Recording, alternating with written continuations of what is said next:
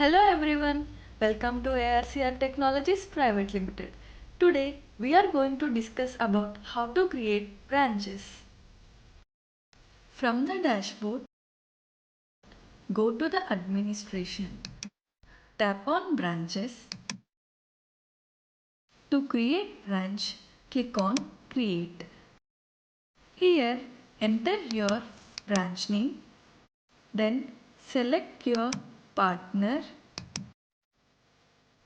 Select the area. Enter your address. Enter your mail ID. Enter your mobile number. Enable the status. Finally, click on Save. Your branch has been created successfully. After creating branches, we have to assign packages to that particular branch. To assign packages, go to the packages. If you want to assign all packages,